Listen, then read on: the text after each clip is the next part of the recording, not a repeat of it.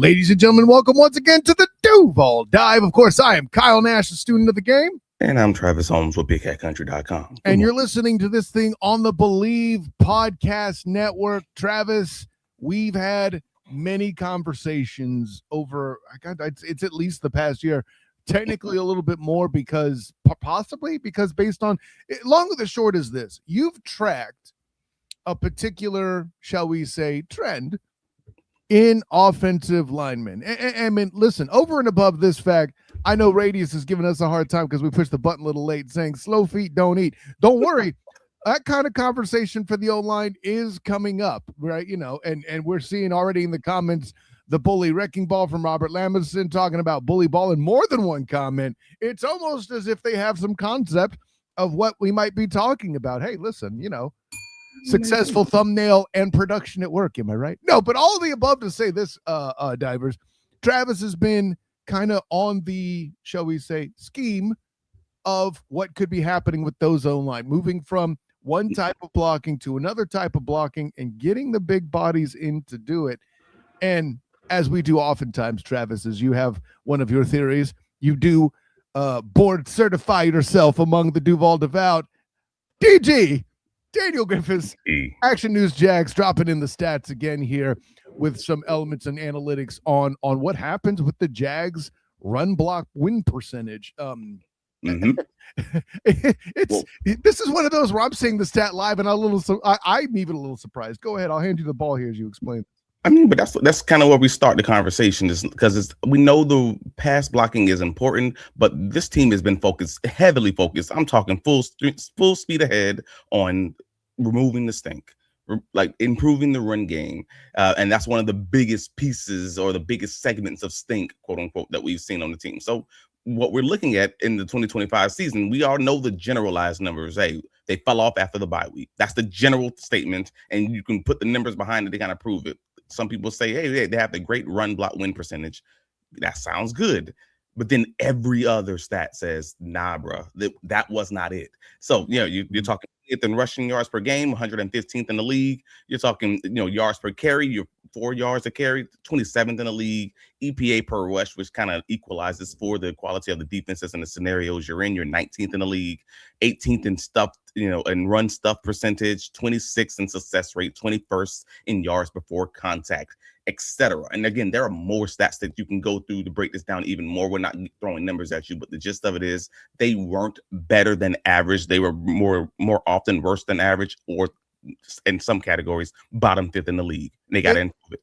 And let me explain how there could be such a disconnect too, right? Travis, there's 5 dudes on the offensive line. It only takes one screwing up to ruin the run play. Period, point blank, end of story, right? So if I'm the right tackle, but you're running to the odd numbers to the left side, right? I'll explain that on different podcasts, the odd numbers. That could be a fun. I might even make that a one-off, Travis. Shoot, I don't know. But like if you're running away, if you're running to the left and the right tackle wins, nobody cares.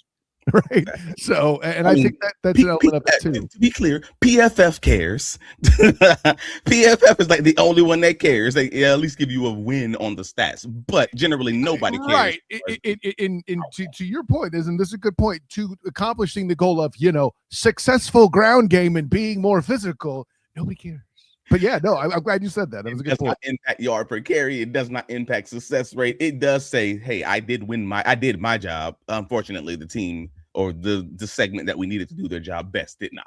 Cool. Yeah. And Radius has it here. Hashtag as strong as your weakest link. I did that as well. And the move toward the physical, Robert Etzert mentions if this could be the Tony Pacelli effect. It's interesting. You've trended it more to a Liam Cohen / Sean McVay thing, but Tony Pacelli being there too may help, shall we say, grease some of these wheels. I don't know. It's a whole conversation. You have to believe that an offensive lineman is going to be all in on this conversation, but at the same time, but a Hall of Fame offensive lineman, to your point. I was there. I'm just saying. Thank you, sir. To your point.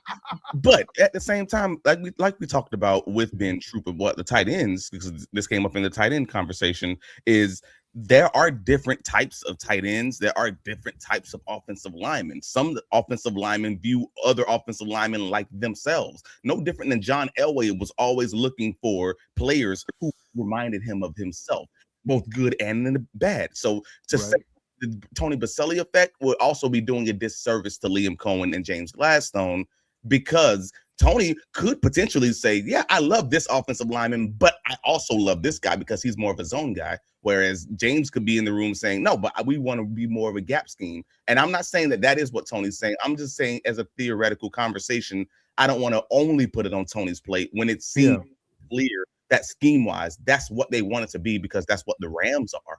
And that's more of a Tony and that's more of a James and a Liam thing. There are elements where they stray a little bit and make it their own. I think we see that coming more, and we'll talk about that more later. I also think there's an element of Stone saying to Tony, that's great. He costs too much. Let's do this. Like, you know, and that's the job. You know, we'll get into that a little bit more later too, as well. But you mentioned the gap zone scheme comparisons, Liam Cohen in the past versus what he's been doing with the Jags this past season. And this is what I find interesting, but I'll let you set the table here because I have thoughts. Well, from the guys over at Summer Sports, like they give the breakdown of the general numbers, and I just give it to you in a visualization so guys can kind of digest it a little bit better. But overall, in most of your zone rushes, inside zone, outside zone, stretch plays, the Tampa Bay Buccaneers back in the 2024 season, that's kind of our proof of concept of what we thought it might look something close to. They were more of a power scheme, of a gap scheme offense, with about 40% of their plays being those types of plays, whereas in the zone rushes they were closer to 35%, 36%.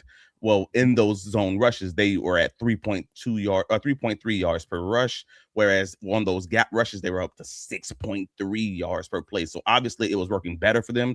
But the Jaguars were kind of opposite. They were closer to they were doing more zone rushes and less of the gap scheme, because that's what seemed to be what worked better for their tight ends, that worked better for their offensive line, and even their running backs.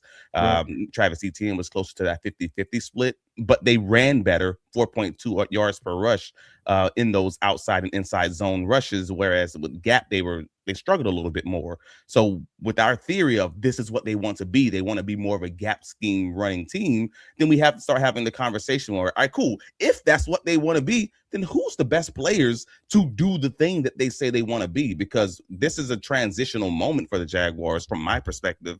They know they have the floor set. They know their worst case scenario is I can run zone all day and we're probably going to be fine. We may not have an elite run game, but we're probably going to be fine.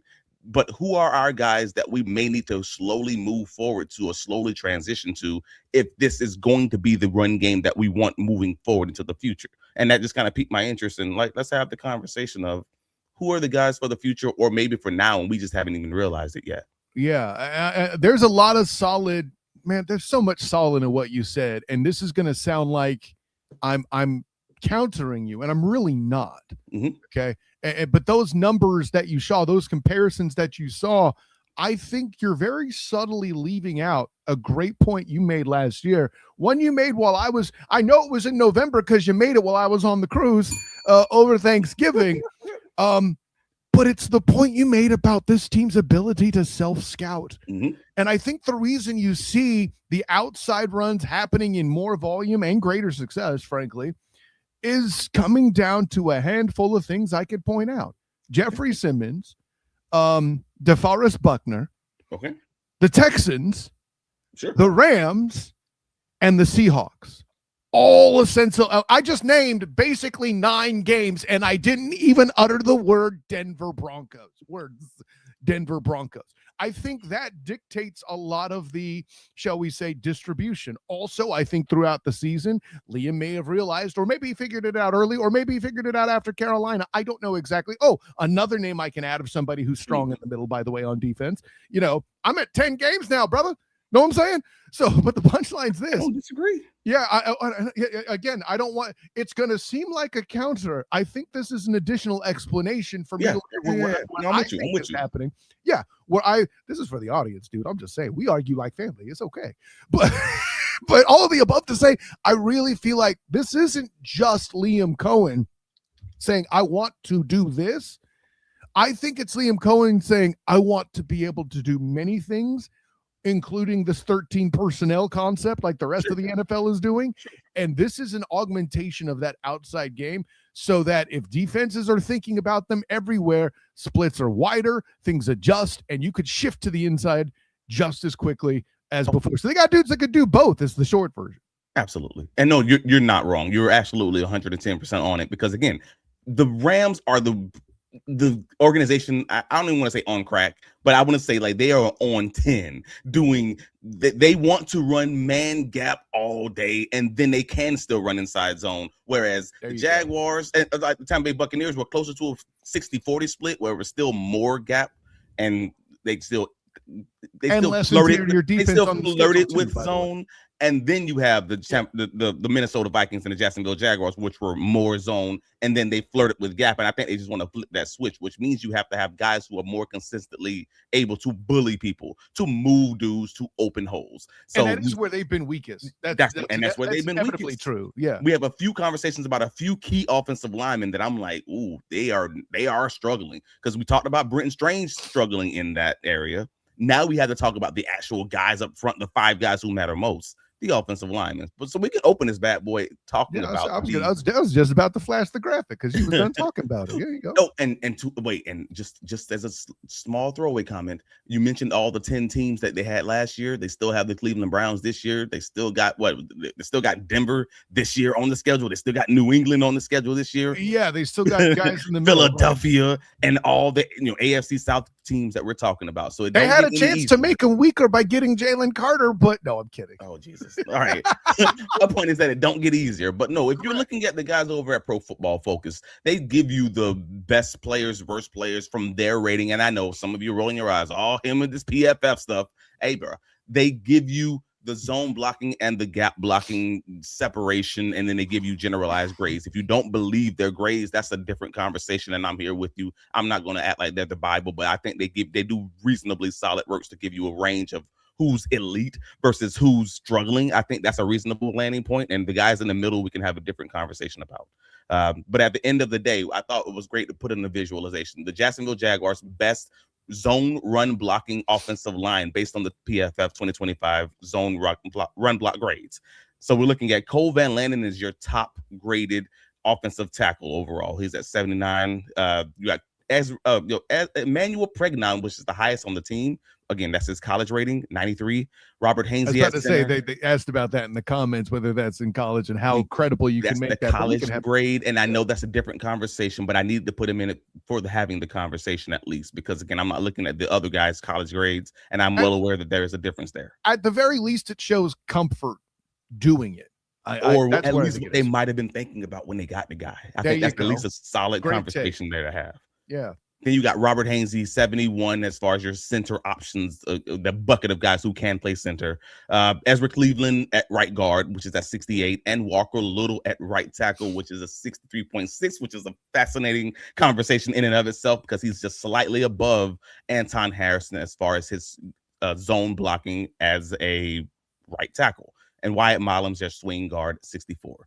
Like overall, it was an interesting kind of landing point because, again, Anton Harrison, slightly worse than Walker Little as a run blocker, but also pass blocking matters. And Anton Harrison is obviously significantly better than Walker Little as a pass blocking option, which is obviously why he's there. But again, if we believe that they want to be more of a man gap blocking offensive line with some zone blocking thrown in, zone blocking does not become it doesn't become negligible. It still matters. You have to be able to do this, but how you do in the zone block in the gap blocking area absolutely does matter. And I just thought it was real interesting watching that, and also seeing that Ezra Cleveland, the whole what do you want to be conversation does become real interesting because it does seem like Wyatt Milum is maybe close if not, better to what they have as far as Ezra Cleveland versus Wyatt Milum is concerned. So that's going to be a real interesting conversation also.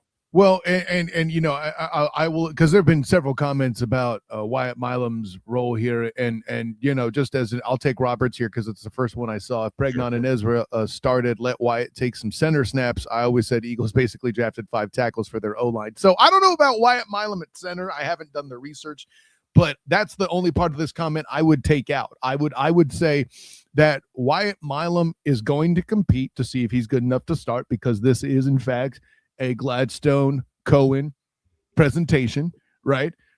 There's going to be competition, but I think today they have him penciled in as a utility backup, and as we've said before, cheaper Patrick McCarry, right? I think that's your floor. That's supposed to be your floor for who Wyatt Milum is. Now, it's whether or not it's going to materialize is a different conversation, but I think that's what they want it to be anyways. And a few people are asking, like, hey, what did other guys grade? We will talk about the overall grades for all of those guys at the end, so at least you can see you can see it all laid out. But I just want to give you the best guys. Yes. So if he's not in the best, we don't talk about him until we get to the rest. But we will start there at least.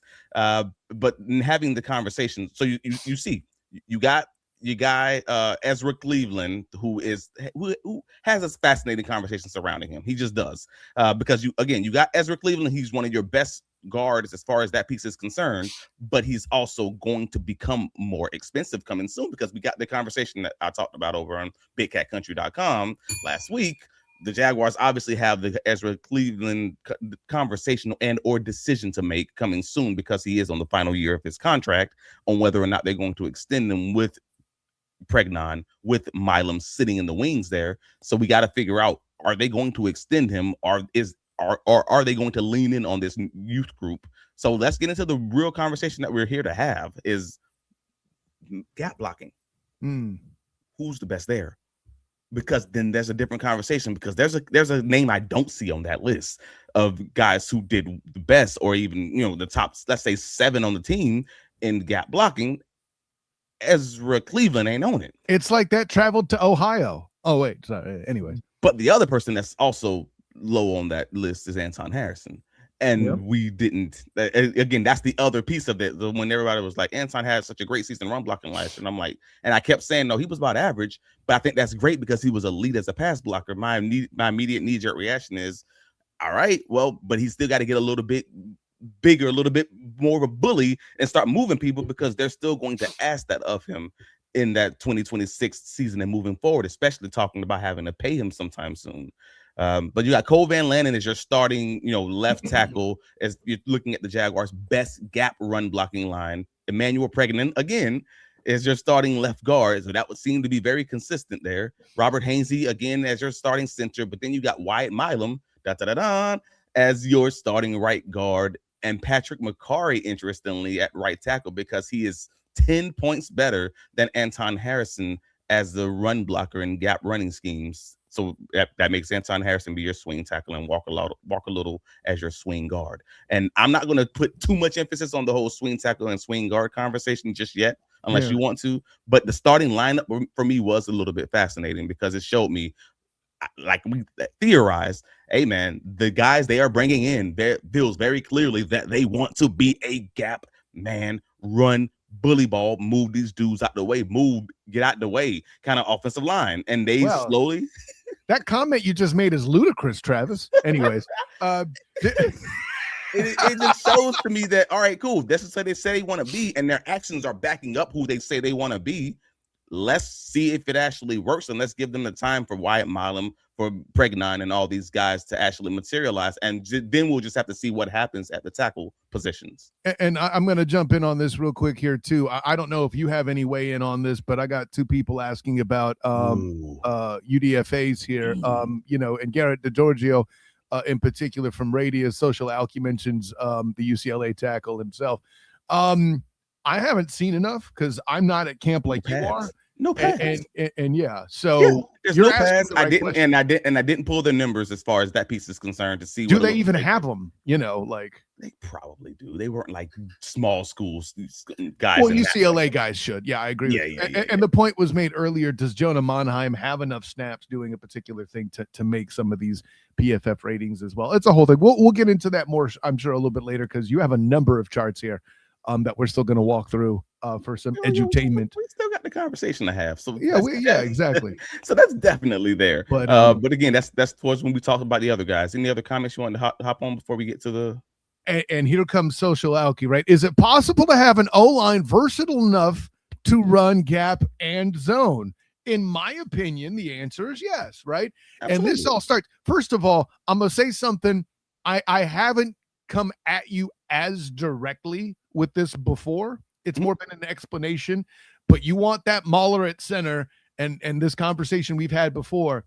You can't have, in my opinion, it's practically impossible. It's a Hall of Fame center that you would have to achieve to get to have a center and an O-line that can do both gap and man well. Because then you need an elite level athlete who can run his big booty out there and pull and go to the second level and do all things while also going full Bruce Banner and Hulk smash. Again, that is a Hall of Famer you have. Right. That is not fair to expect that. Now, if you have a mobile center and you're letting the guards and the rest of the offensive line pull up the slack there, this is possible. By the way, Robert Hainsey and Jonah Monheim, precisely that. That's right. This is the conversation we had with JP Acosta.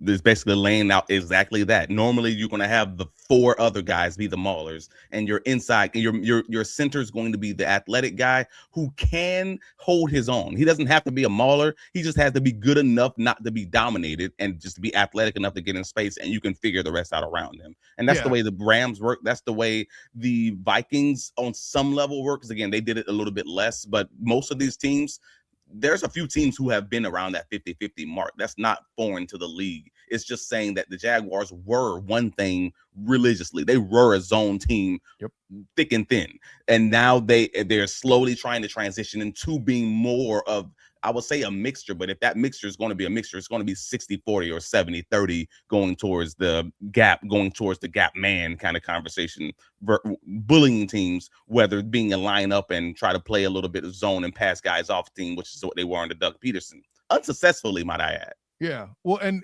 Radius with the great question here. Does it count as a missed draft pick if your first round off O-line guy ends up as a backup swing guy? Well, first of all, I don't believe that's happened yet that I'm immediately aware of. I don't know if there's a particular player you're referencing there. I think he's talking about, I'm assuming he's talking about Anton Harrison. He's saying if Anton ends up being at the end of everything being said and done, if he's your swing tackle, does that mean that it's a miss? That's my belief in what he's questioning. And let the analysts make that mistake. That's good for two reasons. It's bad for the player. I'm going to leave with that. That means you ain't going to get as much corn because you're not respected appropriately, unless the front office fix that, which, I mean, hey, that's between Stones and Anton, okay? Not that that's necessarily the example you mean. Right, and it's not even their pick, so it's not either way. Points all the way around. The punchline's this.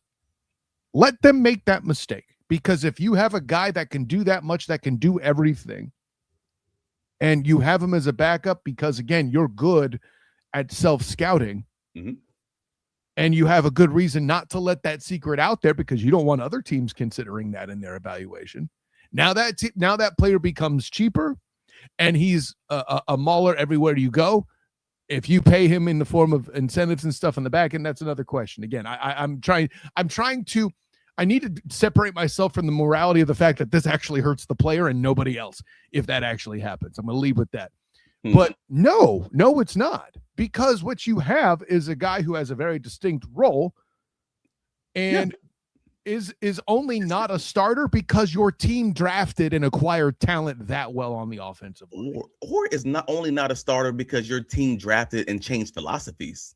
Like it's no different than the Darius Williams conversation when or the Jalen. Jalen Ramsey is a different conversation. That's a way different. Oh, that's a lot more packaged. Yeah, but the gist of it being is if you go from being a zone, like again, if you're a cornerback and you were great, like Montero Brown in one defense, they switch defenses, you're not as great. They go back to the zone defense and not be Aswa. Like and then that's not a miss on the draft pick and selection. That's just a miss on your general manager not being here, which resulted in the different coaching staffs and different schemes, and then you don't work out as well in the other scheme. That doesn't make you a miss as a player. That just means you need a different situation for you to excel. No different than a lot of players in the NFL, because coaching matters, scheme matters. Cool. Ain't nothing wrong with that.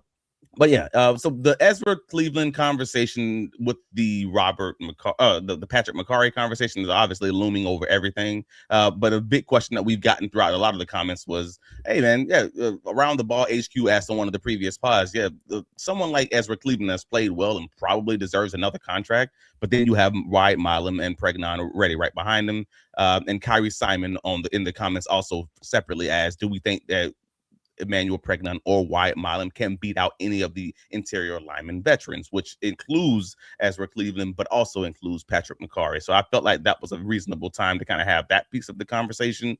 Patrick McCarry is reasonably solid in zone blocking and reasonably solid in gap man blocking. Like, he's not the best in either of these scenarios. He's just a guy who can raise the floor, and that's kind of what you want to bring in for a veteran who can play all 5 offensive lineman positions. Right. But then when you draft these two guys, Emmanuel Pregnon, who seems to be the best on the Jaguars as far as gap blocking, but also up there on the zone blocking side, you have to believe that he has an opportunity, fingers crossed, to take the role from one of those guys. The only question is, how long is it going to take him? Because we've had all these random conversations, all these rumors, everything that came out when he was originally drafted saying he would need time. Shout out to Gus over on Jaguars on SI when he wrote his article on Emmanuel Pregnon saying, not Gus, John Shipley, John Shipley, Gus Ship, Jaguars on SI. I said freaking Gus. I don't know why they have a podcast happening right now. It's in my head. You know what? Hey, they can do what they want. They gave us our opportunities. I'm down. He says time is the only thing Emmanuel Pregnon needs to become the Jaguars' X factor. Basically, that he may not have a big role early on in his Jaguars career, but in time is the only thing that's standing in his way as far as him doing that eventually. And I actually agree with him. The whole, hand in hand on that one. I still had the question of whether or not Emmanuel Pregnon was going to be your week 1 starter, as far as on the offensive line. There you go. Whether or not he could be the starter by the bye week or by the end of the season, between injuries, between developments in the offensive line, between just developments in the offense and learning the playbook, all of those things. I think that could potentially happen, or even 2027. But that's the question. Yeah, and the reason why I didn't, I had something to say sooner that could have made this segment shorter. The reason I didn't is A, I wanted to hear it. B, I'm sure the divers wanted to hear it too. But C, the answer is this. You answered that a little bit too much, in my opinion, like an academic, Travis. Sure. The reason they're in place, first of all, the question is fully logical. We could have, if we wanted to kill great content, say, obviously, Stones thinks so, right? Because otherwise they're not in the building. Okay. The other thing is, and for all the analysis on McCarry and what blocking scheme and what prowess he has in the past and this and that, in my opinion, is window dressing, because none of it matters if Father Time has won. Okay. We're talking about how he looks going into camp coming up. Now, I'm with you. Week 1, neither of them are starting. Let's have the conversation in week 8, and we may very well just naturally here on the Duval Dive and see if we notice any lineup changes happening or any increases in playing time, things like that. Well, you say week 1, neither of them are starting, and I say, are we sure about that? Oh, if I said neither of them, I misspoke. You were talking about Emmanuel Pregnon, because I'm like, Wyatt Milum, they've had him in the building for a year. They seem to be on the top of the world as far as how they feel about him. I've talked about him starting last year. I know, I'm with you. I meant Pregnon over that right guard position. He's the one that I'm like, he might start. It's just Pregnon is the question mark for me. But because that really does come back down to the Wyatt Milum conversation, comes back down to Patrick McCarry, how he looks early on. And also, injuries and health and all of that piece, because that was his biggest issue last year also. Yeah. So if one of these guys gets hurt, all this is out the window. If the guy plays How well, he good? can just take the role. Listen, and I was just about to say the line, but I'll say somebody who does it better than I do here. Man, all I can say is the way this front office has addressed depth. How good is that? And not just at O-line, man. Like the DBs, the safeties in particular feel deep as heck. Yeah. The corners, they're gonna. We were worried there could be 3 guys out, and we still felt like that unit was strong. You know, I'm not going to keep going because, again, the only spot that I think either of us really air quotes hate, and it's not even hate, we feel least good about, is the defensive tackle spot, right? So sure. We can get into linebackers too, but that's a different combo. Well, you say, when you talk about the front office and how they address versatility, they address the depth and the versatility. I mean, part of that front office is their offensive coordinator, who rarely gets mentioned in the conversation of offensive coordinators, and Grant Yudinski. But he talked about the versatility of the offensive line and kind of what their generalized plans would be in the offseason after what was it, OTA day 7, I believe. But yeah, we got the clip here. Wyatt, Emmanuel being right guard, left guard, the rotation between Wyatt and Patrick. If you could just explain, why those 2 guys you kind of landed on, Emmanuel being with the left and Wyatt at the right. Knowing they're still rotating, you guys will rotate, but... Really more so has to do with the fact that you're trying to get a rookie ready to go, and we talked about all of those things that you have to learn just to be able to go out there and operate on offense, let alone go out there and play full speed or even doing drills. So Emmanuel's has more experience at the left guard position, so it's a little bit more natural of a transition to continue playing left guard. Now, is he capable of playing right? Absolutely. But just for his growth and development process, the starting point is left guard. Like I mentioned last year, probably, we want to have as much flexibility in the offensive line room as we possibly can. So those guys, we want to be able to play left, right, inside, outside if they're able to. So you'll see some of that. You probably already saw some of that today, and that'll continue through training camp just like it did last year, where just because Wyatt's playing right, he might not always play right. He's going to get some reps at left. He's going to get some reps inside. He's going to get some reps outside. We're incredibly fortunate to have guys that can handle that and do that, so we try to take advantage of that when we can. And, of course, the question by the great Mia O'Brien there, shouts to her, Locked On Jaguars, among other things. I don't know all the stuff she does, but the punchline's this. First of all, I get the point about the versatility. You know, for me, I learned when I played, you know, the brief time I played semi-pro ball, there's the credentials, right? I learned the spot first, and that's what made me able to then thereafter learn the rest of the book, and the rest of it's about muscle memory at that point, right? As the top backup on the offensive line and playing, fortunate enough to play on a team that was good enough that we were blowing others out at halftime. I had a lot of playing time where I needed to make sure either quarterback didn't get killed, right? Because that's when the tragedies happen, is in garbage time. Am I right? So all the above to say, weirdly enough, my native position was tackle, left tackle specifically, but I could go anywhere other than center on the line. And I started learning the position at right tackle just because of the way it worked out, but I learned everything there. And then I got transitioned to the other side when our starter got hurt. And then in garbage time, I would get put at guard to give the bigger guys some, you know, a blow and a rest so they can be good for the rest of the season, right? All right. So you were Patrick McCarry and or Wyatt Milum is what I'm hearing. Right. Something like that. Yeah, I was Wyatt Milum, correct.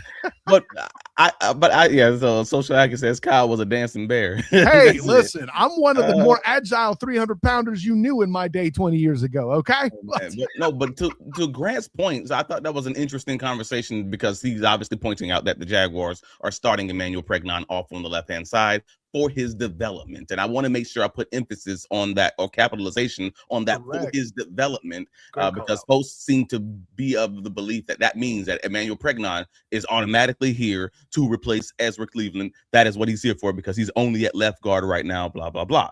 And I'm like, well, no, the specific conversation says because of the early development, that's where he's starting off, because it's easier to learn the playbook and then add the additional positions on top of that. No different than the Travis Hunter conversation last summer when we were talking about him starting out on defense. That does not mean he's only going to play defense. He even said it later in the comment that he's going to start flipping those guys around later in the OTA, in the last days of OTAs after minicamp, which then took place. It's just saying he's starting out on that left-hand side. But Wyatt Milum has already given them a year in the building. He's shown them that he can play all these other positions, that he can play on both sides, that he can learn all of it. And I think that's going to be the exact same plan for Emmanuel Pregnon. So from my perspective, it is Emmanuel Pregnon could be in the conversation for playing both the right side and left side. It's not just the left side conversation, though that's how they started the offseason, because this is a rookie coming in trying to learn a very complicated NFL offense that resulted in a lot of false starts and pre-snap penalties last season with the offensive line. You're going to have to spoon feed this a little bit. That's kind of what it is. Great point on the spoon feeding, by the way, 100%. A couple comments that I think go with this here. Makari is giving me Robert Etzert, by the way. Robert says Makari is giving me Sheriff playing through injuries vibe, and that's what happened. That there's definitely an element of that in place. I did they do that a little too much? Possibly. Well, they didn't have necessarily two guards ready to go, and they still thought he was better than Milum. I guess. I don't know. And then I'm going to answer this one pretty directly. I think. Social Alki in the comments, but is it curious that Stones hasn't drafted a true tackle in the last two drafts? No, and let me tell you why. Yeah. Because, and I've made this point several times here on the Duval Dive, it starts with you can't draft a guy and fix an entire offensive line. That's not going to happen. Okay.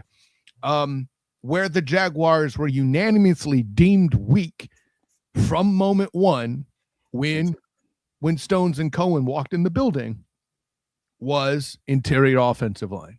He attacked that directly and did it in the form of swing guys who could support people that were seen as solid at the time. Granted, we noticed Walker Little disappointed this past season quite a bit. I'm very curious to see where that conversation goes. Also, at the same time, by the way, I might add, you still have to exercise the demons of the bulky fiscal moves. Facts. Walker Little, also one of those. Cole Van Lannon coming was an absolute godsend. And yeah, I know that's not a Stones acquisition, but luck is luck sometimes. Sometimes you find Brock Purdy. Sorry. I don't even call it luck. That's development. That's just coaching. So yes. I call it luck because he was finally healthy for 30 seconds. I mean, that's a fair part of the conversation. Yeah, because his health was a big piece of why he wasn't able to truly be developed also. So it goes both ways. You're not wrong. Yeah. But overall, like, I think you're right. I think like, it's not weird that they haven't drafted a tackle. What tackle would they have needed? That's like saying, oh man, is it weird compared to the guard space? Yes. Is it weird that the Jaguars haven't drafted? Well, maybe backup quarterback's a different conversation because they do need a backup quarterback. But I was going to say the real conversation is it weird that they haven't addressed tackle, defensive tackle? Yeah, that's more of a conversation. But no, so overall, I just think if they had Anton Harrison at right tackle and they believed in him, then you really only having the conversation of saying, well, why didn't they draft a tackle if they had Walker Little? Because they had just signed him to a contract extension. And, by the way, of the season beforehand. To your very same point, Cole Van Lannon has been shown belief because he got extended. In these seasons, that's their drafted right tackle, left tackle. Is that better? That's basically it.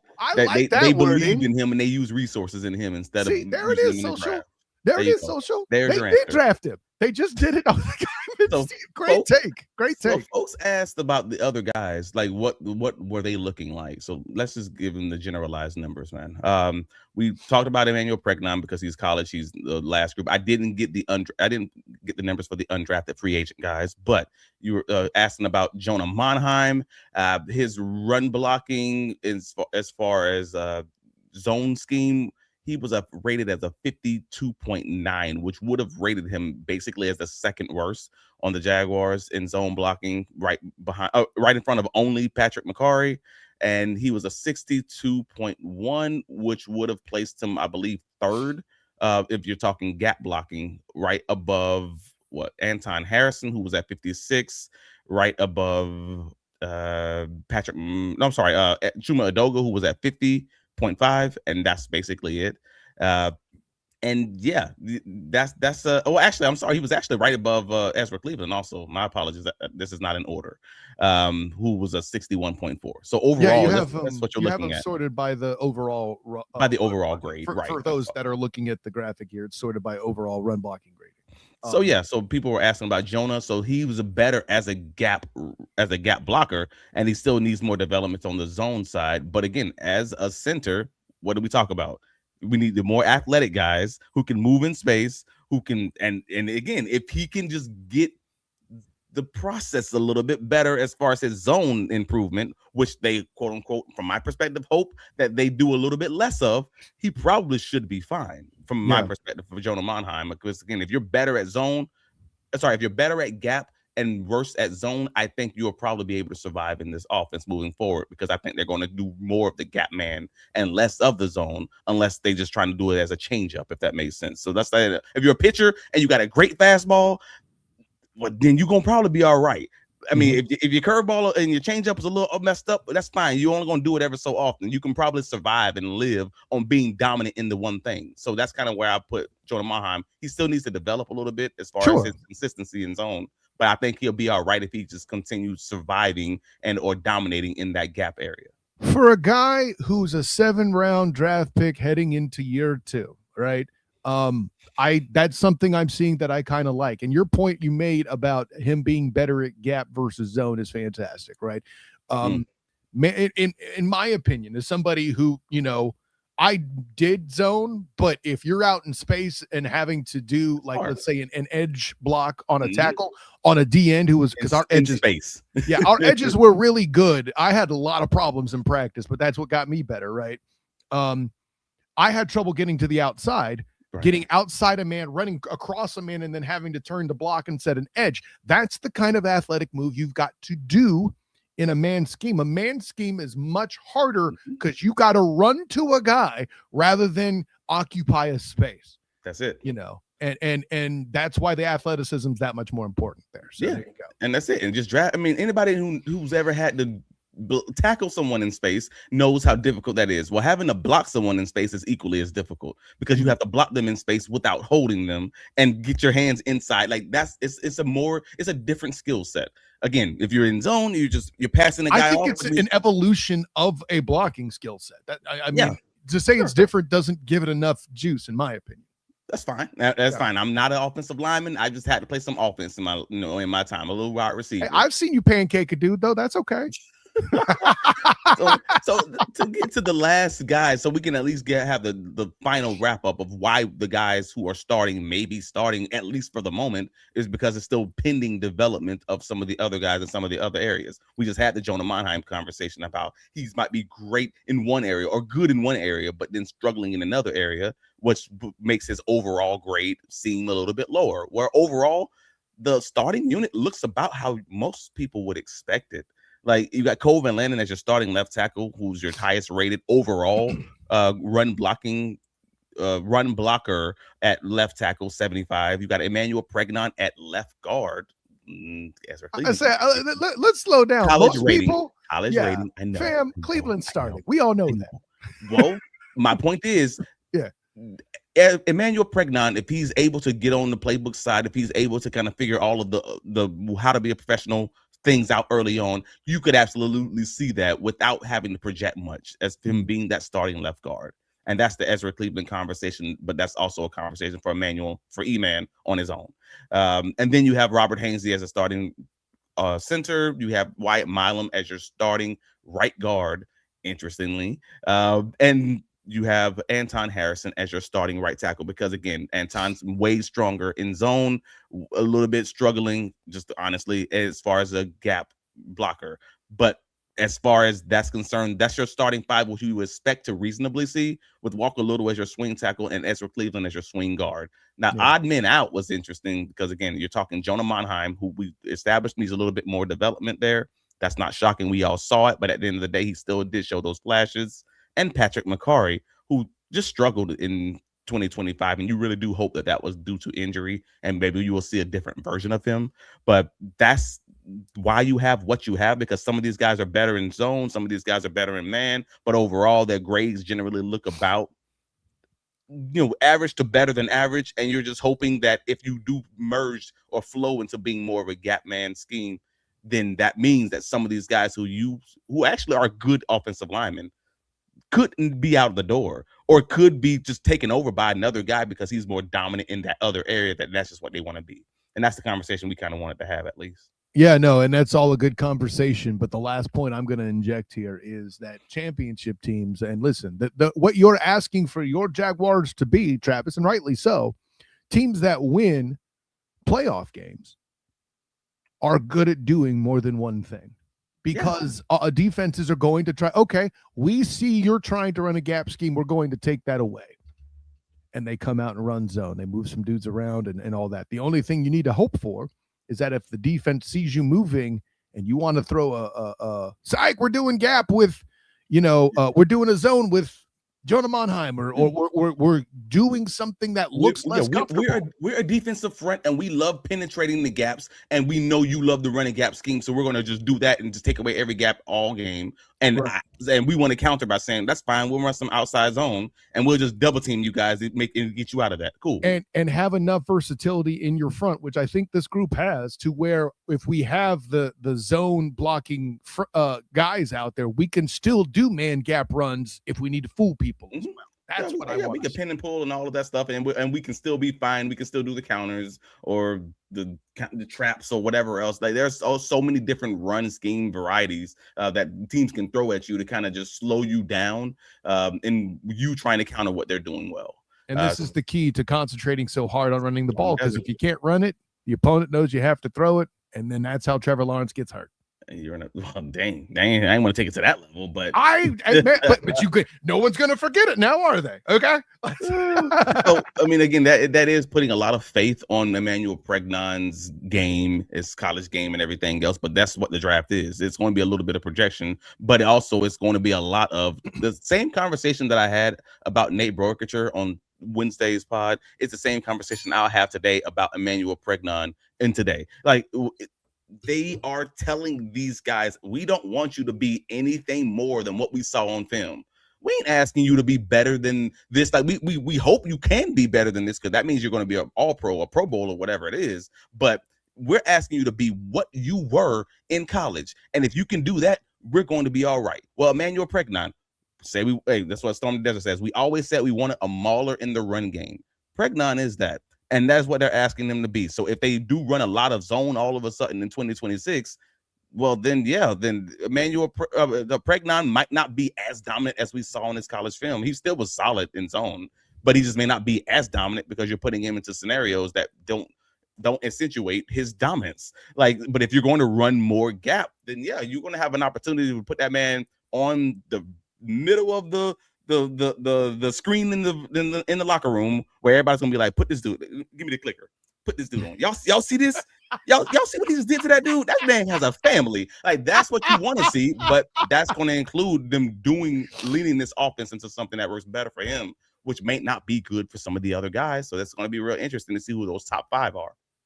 Fantastic exploration this morning, man. Listen, I feel independent as hell today, because we talked this much O-line because we wanted to. For those that celebrate, see, you can't do that before I have the graphic ready, Travis. Oh my gosh! Why are you producing? See, now I'm unprepared. I could have had the graphic. I'm sorry. Radius, Jesus. All right, bro. Yo, wow. No, I saw that too. I didn't know if we were going to address it, but yeah, your observation is noted, Radius. What's going on, Ron? Storm the Desert as a team. I don't think anything more better feeling than imposing your physical will and bullying the opponent's line defense at the line of scrimmage. Clearly, that's. Man, being able to run away from them and have the speed, like a lot of that zone, like the Miami Dolphins lived on for a few years before teams finally figured it out, is important. But what's more important is being able to run through a mug face over and over and over again. Like, that's obviously Marshawn Lynch. Shout out to that dude. Like, if you just run through somebody's face, a lot of people ain't gonna be able to take that over and over and over and over and over again. They just not gonna want that. I think there's a deeper metaphor there. Run through a motherfucking face. That's the goal, bro. At the end of the day, that's what you want to be when you get off the bus. And I don't care if you in college football, if you're in high school football, or if you in the NFL. Nothing gets better than that. Run through a face, and that's going to cause them to have to reassess what they want to do in life, or reassess what they want to do as a team, their life choices, as a team, as an organization, and as a city. Like, that's it, bro. So I'm here for it, but hopefully the Jaguars, when we see it materialize in this 2026 season, because if they do, this Jaguars team would be a very deep playoff roster, like overall, if they can establish that running game in that way. Fair enough. With that in mind, what a time, guys. Travis D. Holmes, tell the world where you can be found. I mean, you already know, bigcatcountry.com. First and foremost, like, save it as your favorites, support local journalism, have your, have your local librarian read. He's got it memorized at this point. Click the link, man. I don't even have to flash the graphic. You have it memorized. Look at the other one. And shout out to KM Rivers on Big Cat Country Comments. Also say he got his local librarian to read the article. Hey, man, I appreciate y'all just supporting local journalism for real. But most importantly, Travis D. Holmes on all the socials, the Duval Dive on X, on Twitter, etc. On X, on Twitter, on TikTok, and all the other socials. And if you're listening to us on the YouTube side, click that like button, man. Help us out. Hype the video also. That helps small creators like us out also. And on the audio side, follow us, rate and review us. It helps us out tremendously. This thing's growing even in the off season, even in a time when most people are putting out one podcast every 2 weeks. We're giving you guys 3 to 4, sometimes 5 a week, because we are here for the love of the game, and y'all are here because of y'all love of the game. And we're gonna keep this thing going back and forth because we love y'all. Y'all love us. Everybody love everybody. That's right, baby. Everybody love everybody. But let them know, bro. Y'all already know, man. We appreciate y'all on this wonderful holiday weekend, and let them know where you can be found, bro. And of course, I'm Kyle Nash, the student of the game. You can find me on Twitter, Instagram, Threads, and Blue Sky at the SOTG. Make sure you check out my work covering UCF, UCF Night Zone, and Locked On UCF, as well as my work covering the Orlando Storm in the UFL, the Storm Surge podcast with my guy BP. Just like you would for us, if you either gently tickle or throw a chair at the like button, subscribe button for both, that'd be great. Of course, my work covering the Orlando Magic soon, very soon, Mike, maybe in the next 10 days or so. Okay, less than that, but you will hear about where my Orlando Magic writings will be popping up sooner than later.